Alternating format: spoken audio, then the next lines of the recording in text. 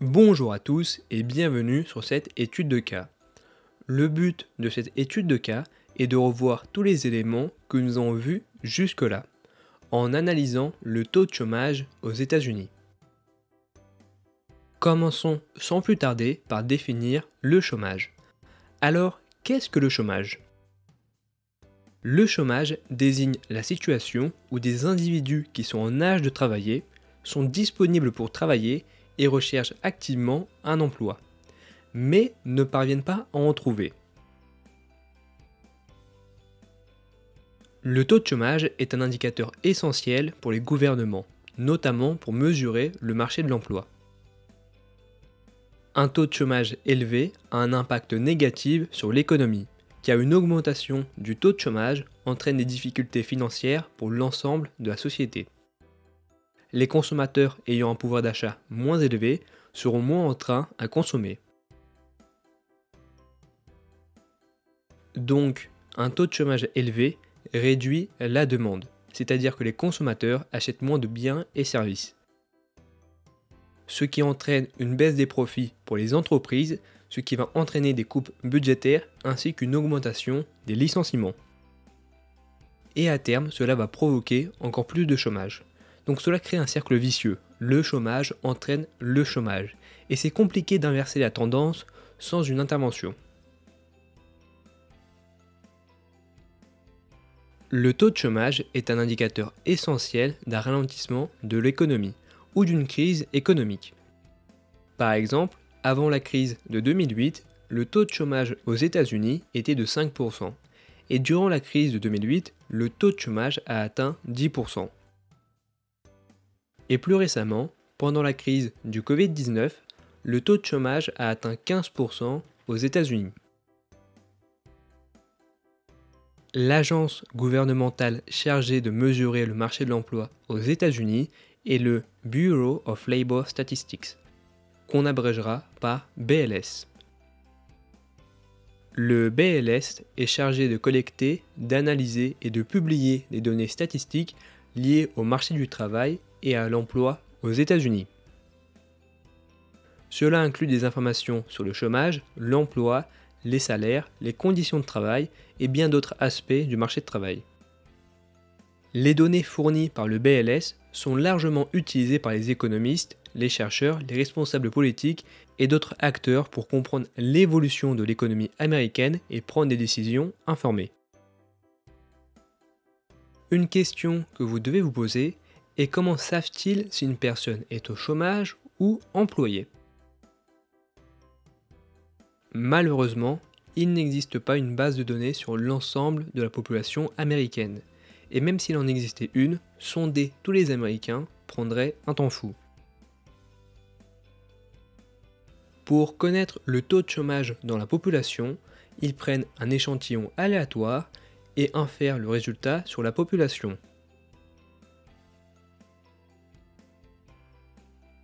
L'enquête sur le marché de l'emploi est mesurée chaque mois par le BLS, qui sonde 60 000 ménages chaque mois. Vous devez vous dire que c'est énorme et que sonder 60 000 ménages n'est pas très utile. Si l'agence gouvernementale ne mesurait que le taux de chômage, en effet, un échantillon beaucoup plus petit suffirait. Mais vous allez voir que même un échantillon de 60 000 ménages n'est pas forcément suffisant, car l'agence gouvernementale mesure des sous-groupes de la population avec des statistiques démographiques. Typiquement, le BLS calcule le taux de chômage pour les jeunes asiatiques entre 16 et 19 ans. Avec un échantillon beaucoup plus petit, rien ne nous garantit d'avoir suffisamment de personnes pour inférer sur la population. S'il y a 20 asiatiques entre 16 et 19 ans, ils ne peuvent pas inférer sur la population le taux de chômage, faute d'un échantillon trop petit. Le BLS infère sur la population à partir de 50 personnes dans un sous-groupe. Pour collecter des données sur le chômage, le BLS mène régulièrement une enquête appelée le Household Survey Data, qui est réalisée chaque mois auprès d'un échantillon de ménages à travers le pays.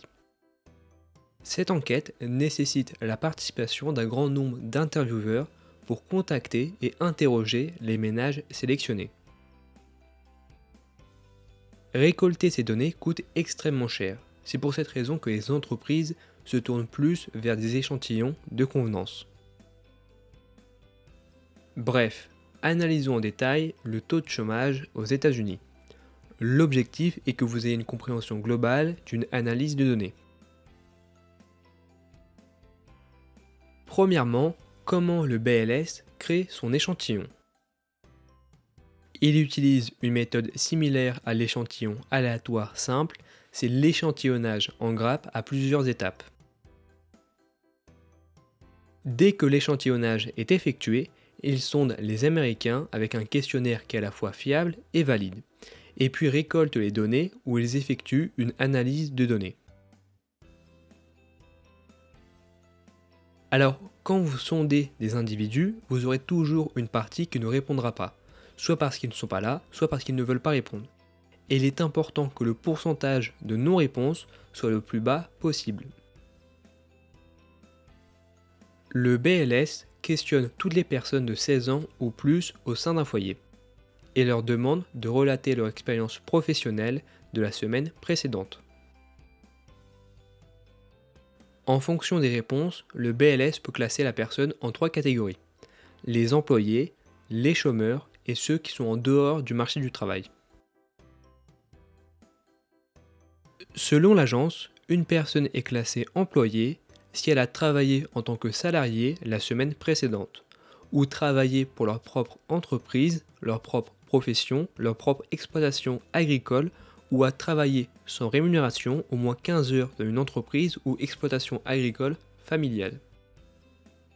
Évidemment, un employé malade ou qui n'a pas pu travailler pour des raisons personnelles est considéré comme employé. Une personne est classée chômeur si elle suit tous les critères suivants. Premièrement, si elle n'a pas travaillé la semaine précédente. Deuxièmement, si elle était disponible pour travailler la semaine précédente. Et troisièmement, si elle a fait un effort pour chercher du travail lors des 4 dernières semaines. Alors, la dernière question laisse à beaucoup de subjectivité. Il est important que la question ou les questions qui permettent de déterminer si la personne a fait un effort soient à la fois fiables et valides. La population active est la somme des employés et des chômeurs. Les personnes qui ne sont pas classées comme employés ou chômeurs ne sont pas considérées dans la population active. Ils sont en dehors du marché du travail. Par exemple, un étudiant qui ne travaille pas et ne recherche pas un emploi n'est pas considéré dans la population active. A l'inverse, un étudiant qui travaille et qui a un emploi est dans la population active. Il existe des personnes qui recherchent du travail mais qui ne sont pas comptabilisées dans la population active, soit car elles ne cherchaient pas activement du travail lors des 4 dernières semaines, ou soit étaient en incapacité d'avoir un travail. Les employés sont interrogés sur le nombre d'heures travaillées et la nature de leur emploi. Les chômeurs, quant à eux, sont questionnés au sujet de leur emploi précédent, des raisons pour lesquelles ils ont quitté leur boulot et de leur recherche active d'emploi. Les personnes en dehors de la population active sont questionnées à propos de leur statut scolaire, de leur capacité à travailler et de leurs efforts pour trouver un emploi. Bref, rentrons dans le vif du sujet en analysant la situation du marché de l'emploi aux États-Unis en août 2023. Les valeurs sont exprimées en milliers. Par exemple, aux États-Unis, il y a 161 484 fois 1000 personnes qui sont employées, c'est-à-dire 161 millions de personnes.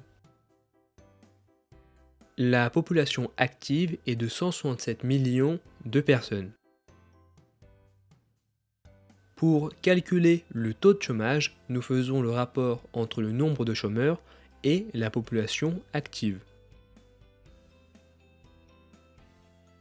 Nous faisons 6355 divisé par 167 839 fois 100, ce qui nous fait 3,78%. En août 2023, le taux de chômage était de 3,8%. Si on compare au mois précédent, celui de juillet, nous faisons 5841 divisé par 167 103 fois 100, ce qui nous fait 3,5%. En juillet 2023, le taux de chômage était de 3,5%. Donc, entre juillet 2023 et août 2023, le taux de chômage a augmenté de 0,3 points de pourcentage.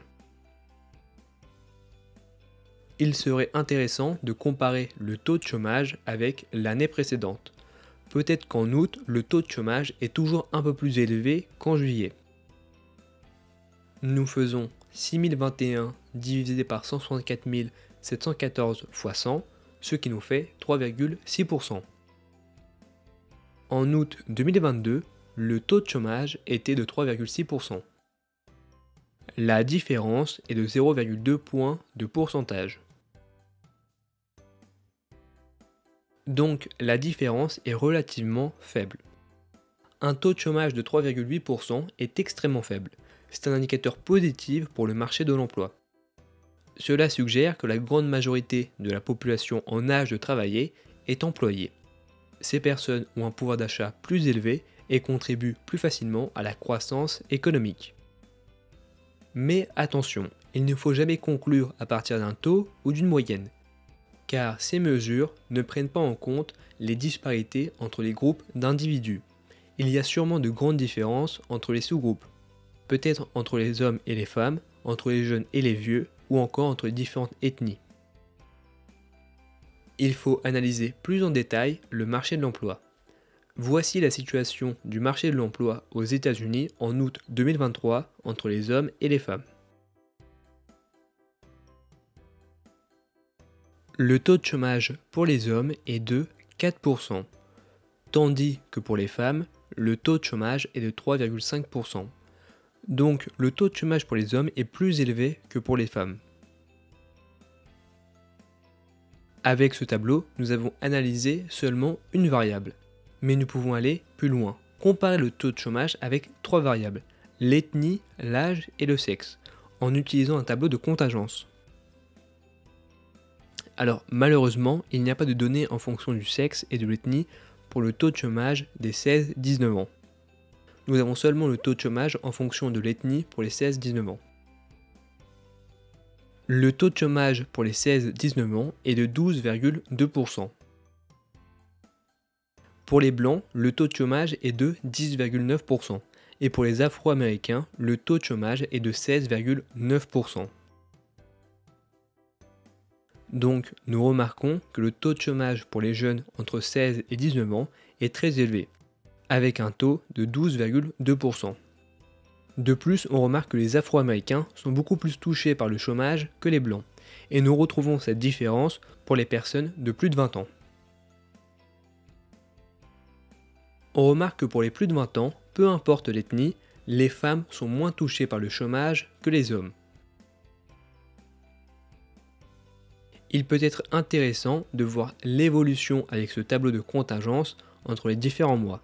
On pourrait aussi remplacer la variable âge par le diplôme pour voir les différences possibles. Nous distinguons deux types de chômeurs, les chômeurs de longue durée et les chômeurs de courte durée. Un chômeur de longue durée est un chômeur depuis au minimum 27 semaines. Un chômeur de longue durée est considéré comme pire qu'un chômeur de courte durée, car au-delà de la perte de pouvoir d'achat, ils sont plus susceptibles d'avoir des problèmes de santé mentale. Donc, même si le taux de chômage est faible, s'il est composé en majorité de chômeurs de longue durée, cela peut indiquer des problèmes structurels sur le marché du travail. Les chômeurs de longue durée représentent 20,3% des chômeurs en août 2023.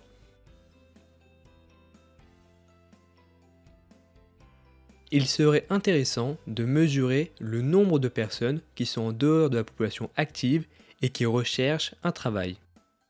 Pour rappel, la condition pour être chômeur est stricte. Il faut remplir les 3 conditions.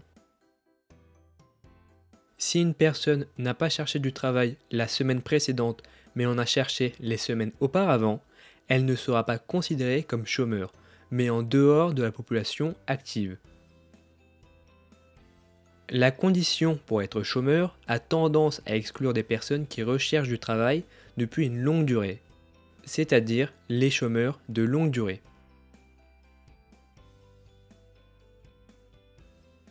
Parmi les personnes en dehors de la population active, 5 millions de personnes recherchent activement du travail mais ne sont pas considérées comme chômeurs car elles ne remplissent pas les conditions nécessaires. Si on ajoute ces personnes dans la population active augmente et est égale à 173 millions de personnes. Le taux de chômage est maintenant égal à 6,7%. Donc, en prenant en compte les personnes en dehors de la population active, le taux de chômage atteint 6,7%.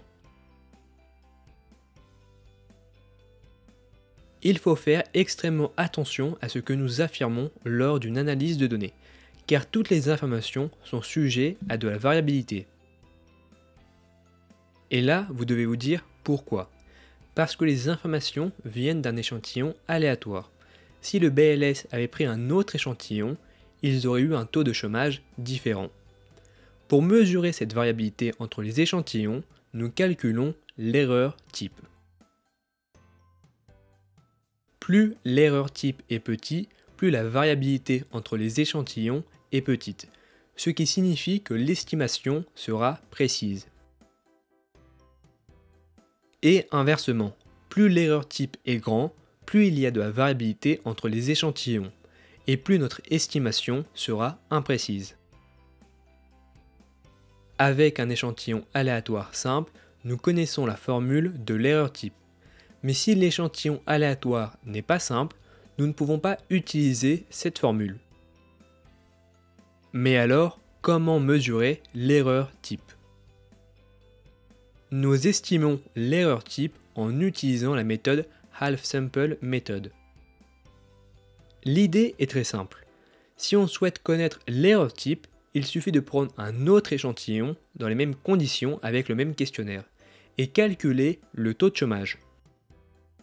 Il suffit de mesurer la différence entre les deux échantillons, ce qui nous donne le résultat, l'erreur type.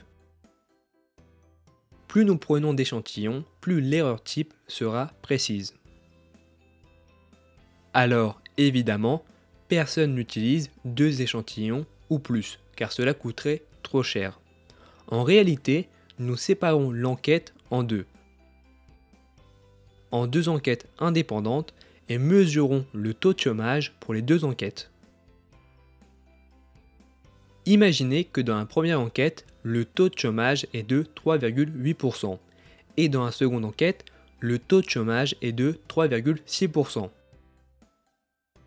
Pour connaître l'estimation du paramètre, nous faisons 3,8 plus 3,6, le tout divisé par 2, ce qui nous fait 3,7. Le taux de chômage est de 3,7% avec un erreur type de 0,1%. Car, pour rappel, l'erreur type est la distance entre la valeur de la population et celle de l'échantillon. Le BLS a pour habitude d'utiliser un intervalle de confiance de 90%. Avec un intervalle de confiance de 90%, c'est-à-dire 1,6 erreur type, nous pouvons être confiants à 90% que le paramètre se trouve dans cet intervalle défini par 3,54% et 3,86%. C'est-à-dire que sur 100 échantillons, 90 échantillons couvrent le paramètre avec un intervalle de plus ou moins 1,6 erreur type. Et environ 10 échantillons ne couvrent pas le paramètre, même avec un intervalle de 1,6 erreur type. Si le taux de chômage lors du mois de juillet était de 3,5%, alors on peut conclure que le taux de chômage en août a augmenté. Nous sommes confiants à 90%. Mais si le taux de chômage était de 3,55%, nous ne pouvons pas conclure que le taux de chômage en août a augmenté, car il se peut que la vraie valeur du paramètre en août soit de 3,54% ou 3,55%. Et passer de 3,55 à 3,54 ou 3,55 n'est pas une augmentation. Félicitations, vous avez une très bonne compréhension des échantillons, et ainsi de l'erreur type. Sachez que le meilleur échantillon est l'échantillon aléatoire simple. Mais si nous n'avons pas accès à la population, les personnes vont privilégier d'autres méthodes. Les entreprises ont tendance à privilégier des échantillons de convenance, tandis que les institutions privilégient des échantillons aléatoires plus complexes.